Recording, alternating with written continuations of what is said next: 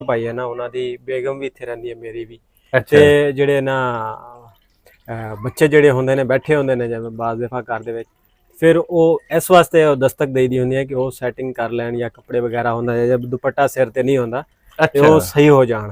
ਉਹਨਾਂ ਨੂੰ ਪਤਾ ਲੱਗੇ ਵੀ ਬਾਹਰ ਦਾ ਆਪਣਾ ਘਰ ਦਾ ਕੋਈ ਬੰਦਾ ਵੱਡਾ ਬੰਦਾ ਅੰਦਰ ਆ ਰਿਹਾ ਨਾ, ਜਾਂ ਇੰਟਰ ਹੁੰਦੇ ਜਾਂ ਛੋਟੇ ਬੱਚੇ ਦਾ ਨਾਂ ਲਈਦਾ, ਜਾਂ ਨਾਲ ਕੋਈ ਭੈਣ ਹੈ ਭਰਾ ਉਹਦਾ ਨਾਂ ਲੈਂਦਾ, ਫਿਰ ਅੰਦਰ ਆ। ਮੈਂ ਆਵਾਂ, ਮੇਰਾ ਵੱਲ ਸਾਹਿਬ ਆਵਣੀ, ਮੇਰੇ ਦਾਦਾ ਜੀ ਆਣ, ਜਾਂ ਕੋਈ ਹੋਰ ਮਹਿਮਾਨ ਆ ਜਾਂਦਾ, ਫਿਰ ਉਹ ਇਹੀ ਤਰੀਕਾ ਹੁੰਦਾ ਹੈ, ਅੰਦਰ ਪਹਿਲੇ ਬੁਲਾਉਂਦਾ ਵਾ, ਫਿਰ ਜਿਹੜਾ ਉਹ ਅੰਦਰ ਦਾ। ਅੱਛਾ, ਯਾਨੀ ਕਿ ਜਿਹੜੇ ਬਜ਼ੁਰਗ ਆ ਵੱਡੇ ਉਹ ਵੀ ਆਣਗੇ ਤੇ ਪਹਿਲੇ ਹਾਂ ਇੱਥੇ ਖੜਕਾਣਗੇ? ਜੀ ਜੀ, ਦਸਤਕ ਦੇਣਗੇ ਅੰਦਰ, ਫਿਰ ਖਲੋਣਗੇ ਤੇ ਫਿਰ। ਯਾਰੀ ਵੈਸੇ ਬੜੀ ਅਹਿਮ ਗੱਲ ਆ, ਤੁਸੀਂ ਆ ਦੇਖੋ।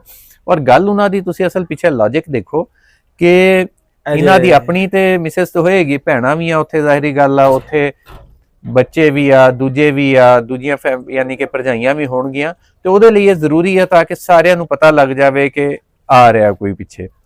ਆ ਜੀ, ਚਲੋ ਜੀ। ਤੇ ਅੱਛਾ, ਹੁਣ ਇਹਨਾਂ ਨੇ ਦਰਵਾਜ਼ਾ ਖੜਕਾ ਦਿੱਤਾ ਤੇ ਹੁਣ ਇਹਦਾ